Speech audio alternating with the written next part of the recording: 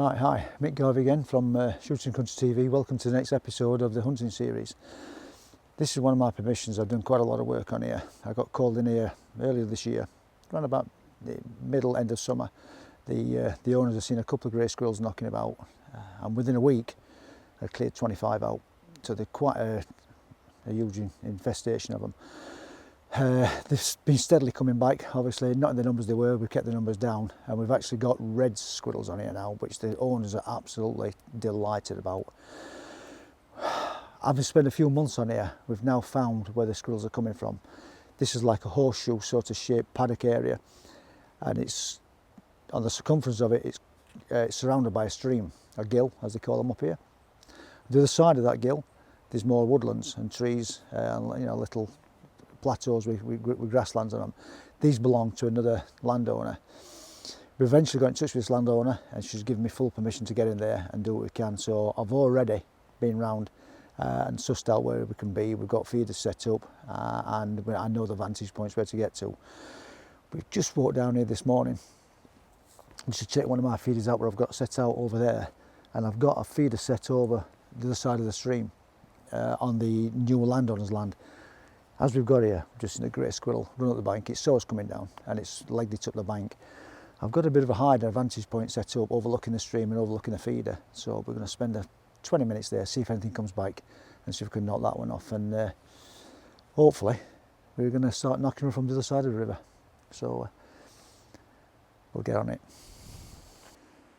Right, we've made us way down to this little area. It's like a bit of a peninsula, it juts out into the stream. This is my original permission. We've now got permission on the land on the other side, and we've got a feeder set up over there, and I've been scattering loose feed heavily. There are greys over there. We've seen one this morning, but it's scarpered before we even got anywhere near it. That's the problem. When you start taking a few out, they're not as competitive for the food. They can come back when they want. They don't have to fight with other squirrels to get onto the feed. So, it's just a case of keep coming and we'll get it. We'll catch up with them. There's plenty of oak trees here, and obviously there's plenty of acorns. The grey squirrels love an acorn. Once that's completely gone and dried up, they'll be onto my feed, and we'll start taking them out steadily again. Luckily, Thomas Jacks again have done us proud. The Pulsar DXP55 Duo. We talked about this last time. Superb scope. It's a daytime scope, digital, not night vision like I said before, and combined with a thermal scope, and you can have picture in picture either way around, thermal and digital, digital and thermal. Ideal if you look in the trees, you can see a heat source, and then you can have the digital picture to pick out exactly where it is, and it works a treat. I've done that a couple of times, it works really well. S10 from Air Arms, TDR, 2.2 FAC. Obviously when we're squirrel hunting, sometimes I'm not always going to be able to get a headshot. They're up in the trees, they're moving around, they might sit long, they should get a body shot. The beauty of the FAC is that it will totally wreck it. 2.2 straight through a heart and lung shot. 177 at distance, you might struggle, you might run, it probably will die, but you don't want to be dying awfully. So 2.2 FAC is the way I'm dealing with this on there. Also the Pulsar Telos, and it's the LRF XP50. This is an awesome piece of kit, and like we said before in the previous videos, this is the one that's going to replace the Helium. Same story. It's got all the colour palettes. It's got Wi-Fi. It's got a built-in rangefinder, which is absolutely perfect for my needs. I need to know what sort of shots we got, what sort of distance we're looking at, and I can adjust accordingly if I know what the distance is. Been said a million times, and I'm not afraid of saying it again. The thermal spotters are a game changer, especially for people in pest control. Squirrels, you can spot squirrels up in a tree that you'd never see in a million years with a bare eye. You'll see a heat source, identify it where it is, pick it out with a scope, whether it's a digital scope or whether it's just a normal day scope, and you're on it. So it's invaluable. They are a costly item, but you buy the right stuff and it's a once in a lifetime purchase, and it will last you forever. The quality of these actually oozes out, so you should never worry about that. Topping it off, we're using the H&M pellets. I'm using the Barracuda 18s, which got some tremendous hitting power. But hitting things out to 50, 60 yards, not a problem, just dropping them like a stone. So the whole combination, the Pulsar DXP 55, the Air Arms TDR S510 and the H&M pellets are working like a dream, absolute dream. We're getting a little bit bugged today by songbirds. We've got tree creepers, we've got nutchatchers, we've got blue tits and all sorts knocking about, and it can be a bit of annoyance, but to be honest it's a good thing, because like the squirrels they'll be sat somewhere watching us at the moment, and they'll see the birds moving in and taking the feed, and they'll feel confident they can see the birds feeding. And once they see the birds feeding, it won't be long before they follow them down. So, and hopefully, give it 20 minutes here, and we'll be picking one or two off. If not, we'll move on to the next spot, which is just further down the corner, around the horseshoe field. So yeah, here we go. We'll just set about waiting now.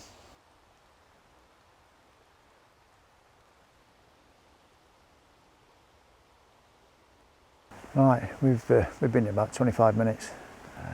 Squirrel's been a no-show. Rain started coming in a bit, so we've decided to keep the camera and equipment dry underneath the trees, and it's just stopping now. So we're going to move on to the next one. It's about half a mile further down in the woodland. Some wild cherry trees, some more oaks and beeches. There's been quite a few there in the past, and this is part of the land that's just been passed on to me to take care of. So hopefully there'll be one or two in there. But yeah, let's go.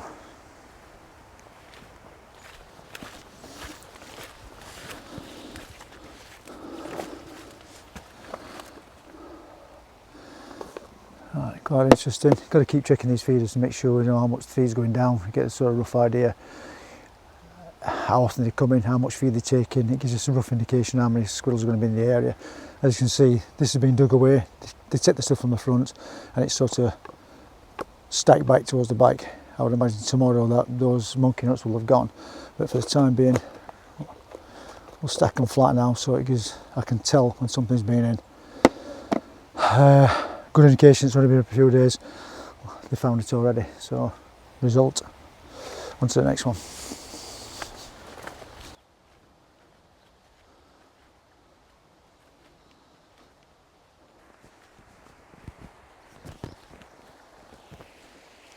Right, I just want to say a few words about the typical bait station we set up.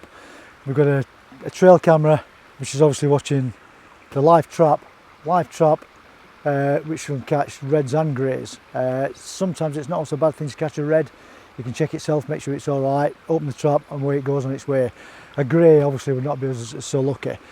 And then we've got the feeder, base on top, feed in, and they get too used to it. What it does is I'll scatter a bit of feed around here, but if you notice where it's positioned, there's like a natural highway for the squirrels to run on this wooden fence. They love running on fences, so they'll run to that, straight to this, and into the trap, into the feeder. Camera will pick it up, and I can work on from the intel from the camera when the squirrels are turning up, what sort of days, and I keep a log on everything so I can work around that. And if I need to be with a rifle, I can position myself over there, nicely out that way, wait for them to turn up. Usually the trap will take care of that for me, because that works 24/7, but we have to check them periodically. You can't leave them for, recommend any longer than 8 hours. So even though it's a grey, it doesn't deserve to die a miserable death, starve to death in there. Also, you can see there's plenty of hazel trees around here, which is like a natural bait station for the squirrels. When this natural feed runs out, they'll be aware of this feed that's here, with the scatter feed and with the feeder itself. So it's all working combination, what's there naturally and that's naturally occurring. And eventually they'll spread, and we'll get to other feeders where we've just been, down at the bottom on the other side of the gill. And it all just helps to keep on top of them. All the intel we get from this, although it's all logged, and we can work on it and can make sure we keep on top of these greys. Right, we've just left the last bait station, and it's always best before you go charging into the next woodland or next area we're going to go, checking for squirrels. Hang back, check the area out, scan it, get the thermal on it, see if there's anything showing in the top of the trees. In the moment, we've got a very good heat source in the centre of that tree. We're going to edge down there slowly, trying to keep ourselves against this hedge and get myself into a position where we can identify exactly what it is and hopefully take a shot on a grey. but it's always worthwhile, like I say, before you go round the corner into the next wood, hang back, check it out, scan it, and let's see what's out there.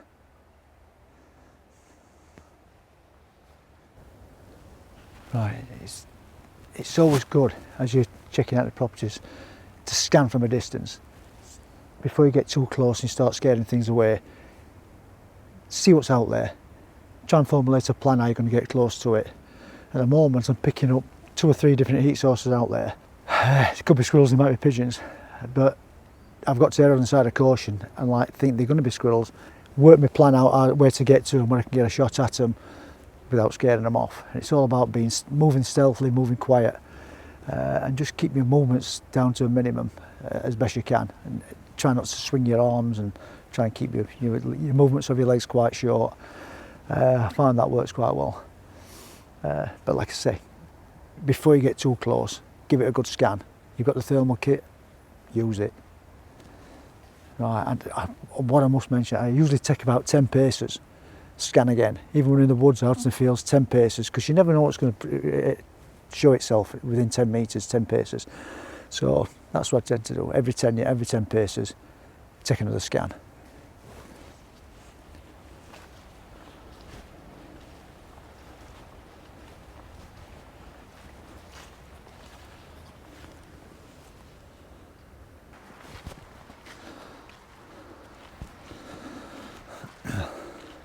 Right, we've come to the end of the paddock. This is the last bit before I start returning, going back. Just give us a bit of a scan around and make sure there's nothing. Right, we've got one. I didn't pick it up from up there, but I picked it up from here.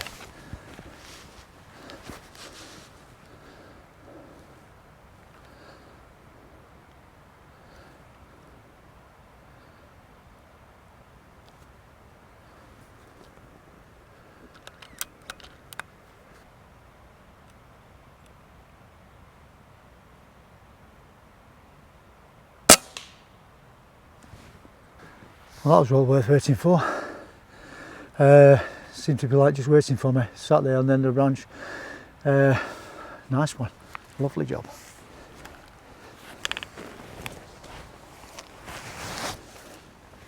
Right, we just took this shot, dropped the squirrel out of the tree. As I've stood up to look where I've had a rest, as you can see, there's the remains of a monkey nut. So at some stage, there's been a squirrel sat here. Right, so we've moved on from the last position where we took that squirrel out of the Scots pine. This is another area. It's like the adjacent land. This is where they join. It's separated by the gill at the bottom. There's a lot of activity, or there's been a lot of activity grazing this area. So this is where I'm concentrating my efforts at the moment. There's a couple of drays up here, and we're going to set ourselves up. We've got various advantage points here. I can even use one of the squirrel feeders as a rest for the gun to take shots up high. But we've also to be careful when retrieving. This land, it's so slippy and so steep. If you're not careful, you'll end up wet in the bottom, and we don't want that. But this is like one of the areas I'm really going to concentrate on really hard today and in the future. So we're just going to move on to the next position where we can overlook everything and see what's happening.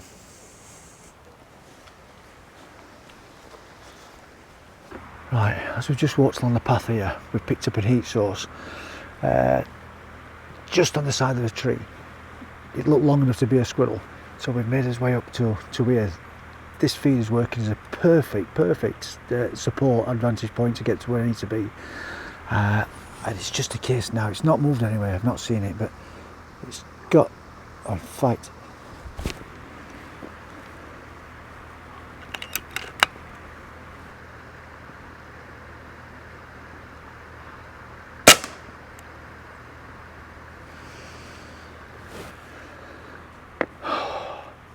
That couldn't have worked out any better. It was like stuck in the dying out ivy. I could see the heat source. It's just managed to stick its face up above the parapet, and it's now on the ground down there. So I'll go and retrieve that. Good result, excellent result. Worked just as I expected to. Right, we've moved no more than 10-15 yards on from the last place. I picked up another heat source, and as I said, I knew there was plenty of squirrels in here, so I've just got myself down low out of the skyline. I'm just waiting. It's going to show itself. I know it's bound to, because I don't think it's seen me. It's just ratching around in a tree. So I'm just going to give it a couple of minutes and just wait for it to turn up. I can actually see a bit of a heat source to the thermal. It is actually moving, and it's. I think we're on here. I think we're on.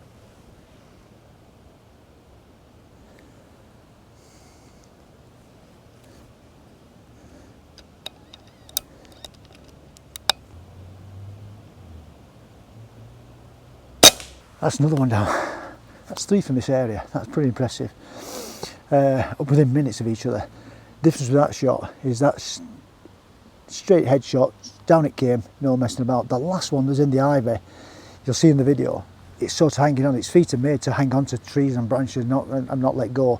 And it was hanging for quite a while in the ivy. But that's what it pays to keep the thermal on it and see what's happening. Obviously we've got the thermal and digital facility, so I can swap to thermal and watch what's happening. But you could see it was oozing blood, so you know it was coming down. It's just a matter of time. But it probably took a minute to drop, but it dropped eventually, and that's good. Whereas this one, instant, straight down, no gripping, straight onto the ground.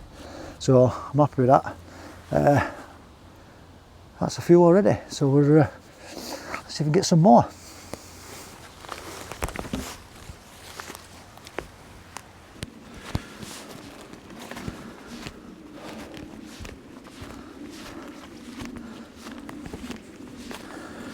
Alright, number 3, bit of a steep bank, slippy bank,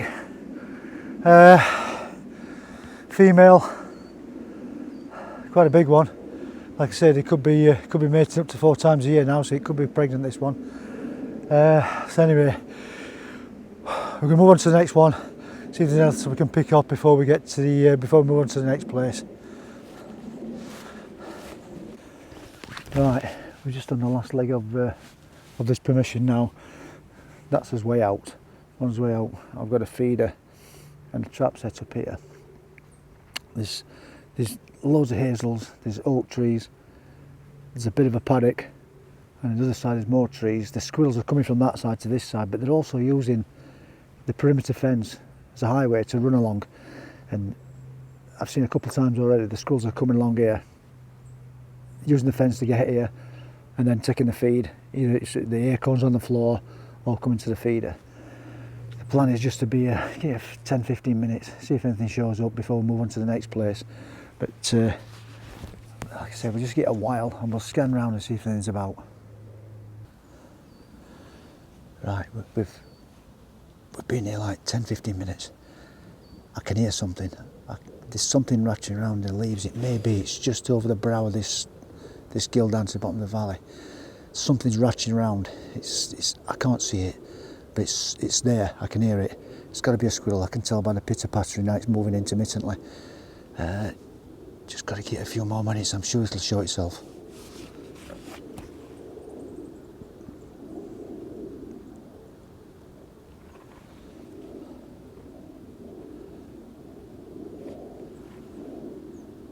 Ah, here we go. Here we go. It's climbing the oak tree.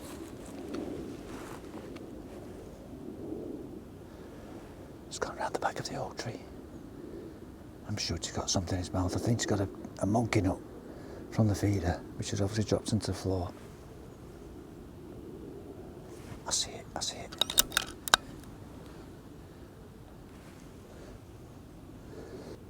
Yes, yes.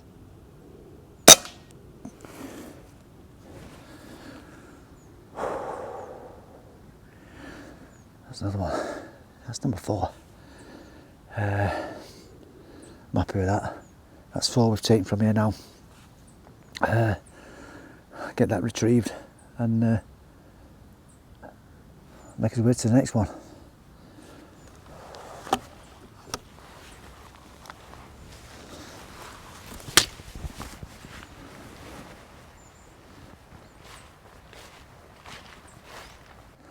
Right, managed to pick that one up all right without getting too wet. The stream's still running down the bottom, and you can see the leaves what we were ratching around in. You can see from here what's attracting it. We've got a feeder, we've got a trap, there's the oak tree, there's all the hazels knocking about. And I don't know if you can pick it up, to the far side there's the wood there, there's a paddock, and they're coming round this way, coming this way, and coming to here, and they're picking the overspill up. You can see there's loose feed on the floor down here, so they're coming to pick that up, and that's probably what I could hear. That's where they were. Another good result. We're now going to head to the next permission and hopefully pick a few more up there. Here we go.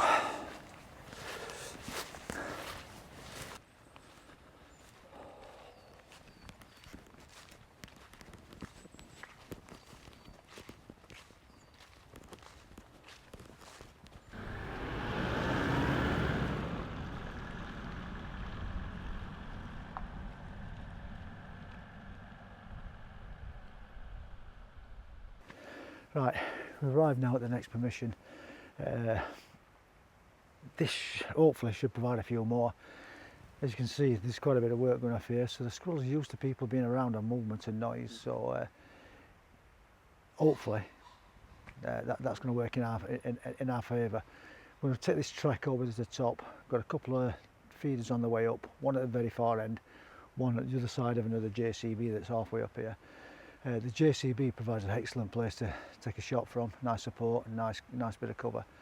And like I said, the squirrels are used to seeing it, so it's not like something that's new to them. So the plan is just walk this track, scan round, see if you see anything in the woods while we're on the way up.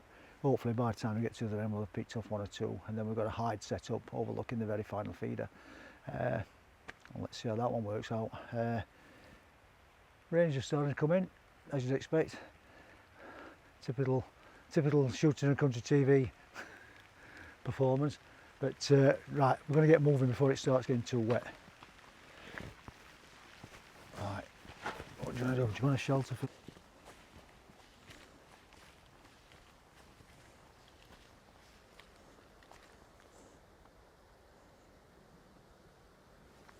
Right, we've arrived at this next stage.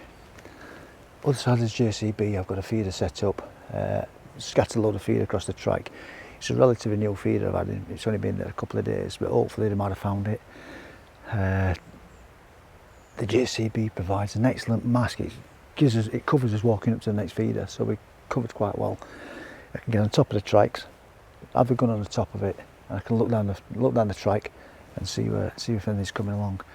Hopefully, once we put my head above that, we might see something coming down the track, but like I say, it's only been there a couple of days, but there's squirrels about in this place, rest assured. Let's have a look.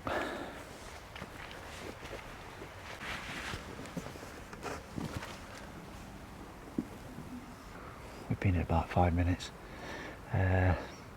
Nothing at all showing anywhere. So we're going to divert off this track now. There's like a little wooden, little muddy path that I've created myself. We're walking that way all the time. It's going to take me all the way up to my next hide.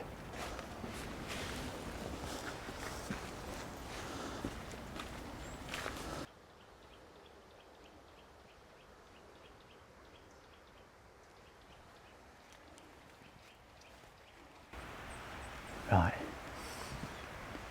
I thought I saw something as I stepped up onto this little step area. I'm sure I saw something scuttle across the ground. I've got myself up on the top of here. The feed is about 40 yards away. And I'm sure I saw something go around the back of the tree. Now, I've seen this before. They go around the bike and there's a bit of a bough, a bit of a V in the tree. And they always seem to sit when they're hiding in that bit. Now, I'm picking a heat source up there. I can't see anything through the scope. But the scope is, even the thermal on the scope, the picture showing a heat source. So I'm hoping, just give it a bit of time, it'll come out. If it's feeding, it's feeding. I can see there's plenty of feed in the feeder. I think all the scatter feed they put down one of those last years, that's all gone. So it's just a case now, just be patient, and I'm sure if it's there, it'll come out.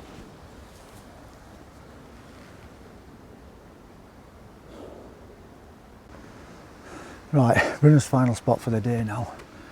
We're going to stay here until we lose light and get as many as we can.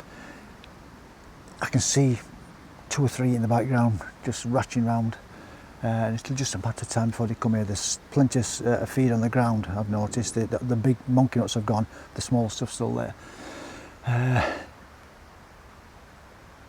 We've also seen a couple on the far side moving around, so they're coming this way because this is where the feed is. Most of the trees have lost have lost everything. There's no hazels or beech trees or beech nuts anywhere, so it's just a case of staying here till it goes dark. It's just gone 3. We've probably got an hour left of half decent light, so we're going to stick with it and see what we can get in fight. Jesus. Certain branches seem to come and take feed and sit on this branch all the time, and in the past I've shot quite a few from this very same branch. They seem to sit in the exact same spot every time, but anyway, it's there now. It's there now.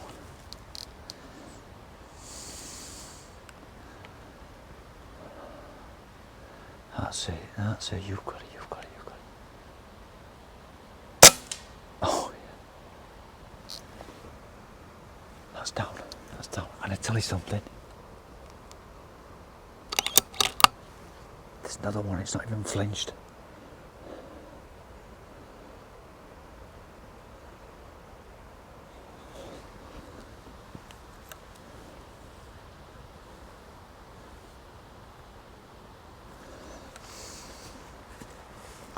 Must remember to turn record on and return it off when they're finished. I can see that on the floor now. See.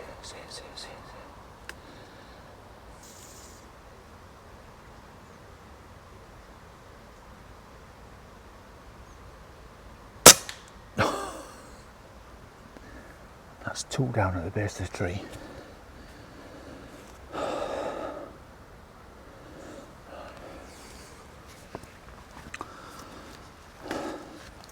Starting to get a little bit hectic here.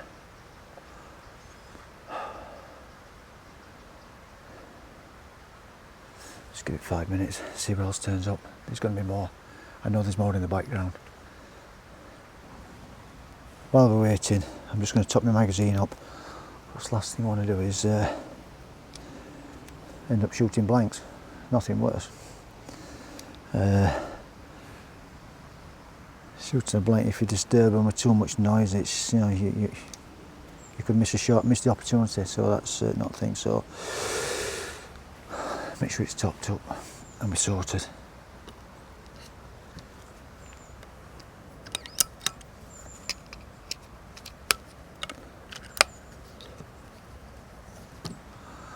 Just want to say a quick word. We're using these H&N's Barracuda 18s.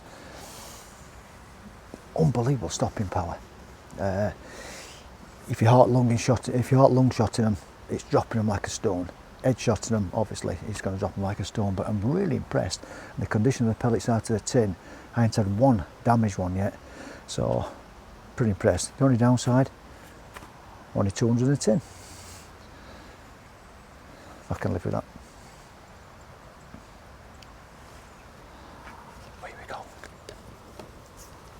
Perfect timing, he's got the mag in. Just in the grey, it's just right up the back of the tree. And they usually sit in the V. And then it comes, in fact, that's exactly what it's doing.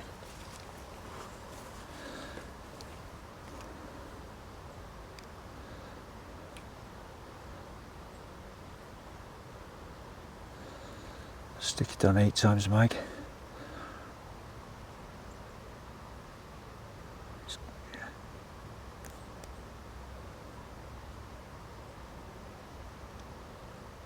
Sniffing around the feeder. It's on the top of the feeder. Right, it's just it's looking down.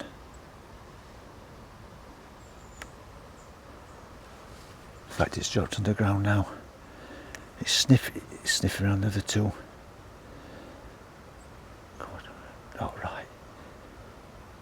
Just going to be back at the headshot. Oh yes, yes, yes. Sorry, got a little bit excited then. I'm rather hoping I'm going to take that one off the feeder up at eye, but it came down, sniffed around its two fallen compatriots, and now it's joined on the ground. So that's 3 down. I'm happy with that. Really happy.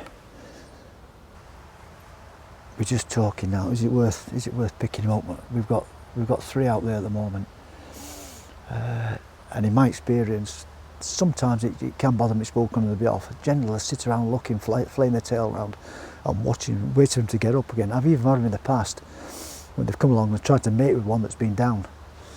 So for me, leave them where they are. Once you break cover and try and recover some, if there's anything around that's watching, then it spoils it. The game's over. The day's finished. So for me, leave them there. Hope it brings a little bit of attention from the squirrel, and then pick them up when you're finished. I've had massive numbers. I've had a day when I had a massive number, and honestly they were piled high in one big pile, and they just kept coming from left, right and centre, and that was a spectacular day. But this is just a mediocre 3 day at the moment, but we'll see. I can see flashes of grey in the background. Right, same again. It's sat on top of the feeder. It's looking down.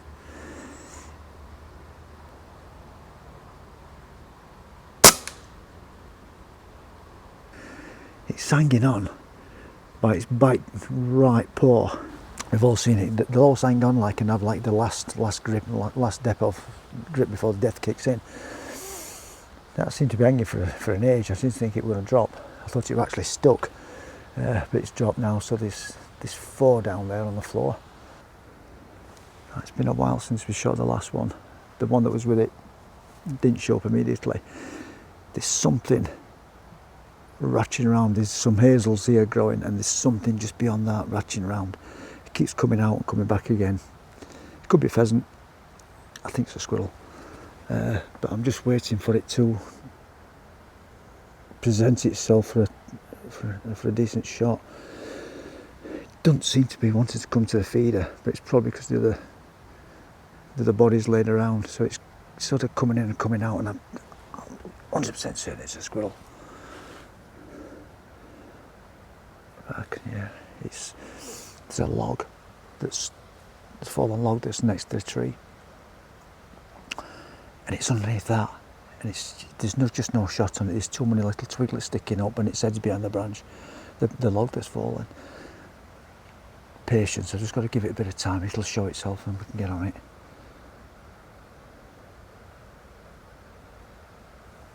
What is this? It is coming.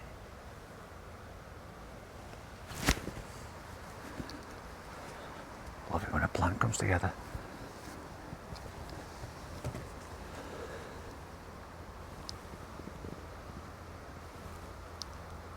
It's actually edging its way across this log. All right, it's sat on a log now. It's sat there.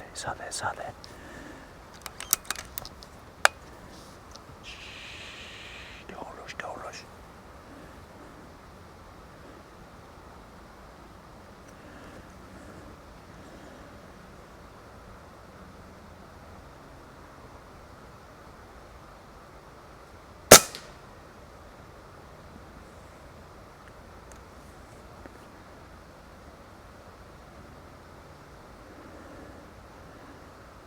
Same again, it's hanging on with its back leg upside down, and it's just holding there.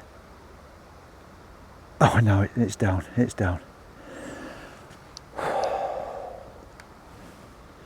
Right, that was what we were waiting for. It could have been the one that was with the last one we shot, not this one, the one before. And it looks like it could possibly have come round, gone into the hazels at the side, and it's kept coming out and taking loose feeder, going back again. It's just ventured too far its last visit, and that way it's all over. It's down, and the light is really going now. So I think we're going to have to we're probably going to call it a day. We've had 5. 4 from another place, that's 9 for the day. I'm happy with that, really happy with that. But I think before it gets too dark, we need to start making a move and getting back towards the truck. Great day.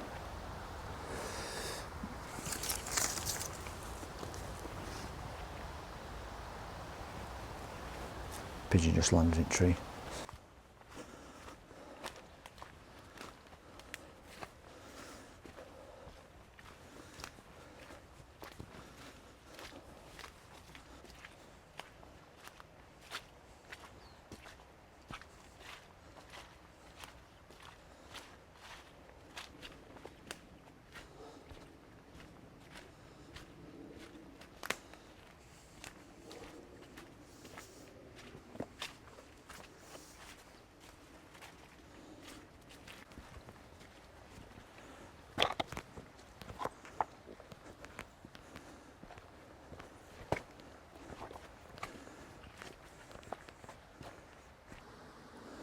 Right, end of the day. It's been quite a fruitful day really.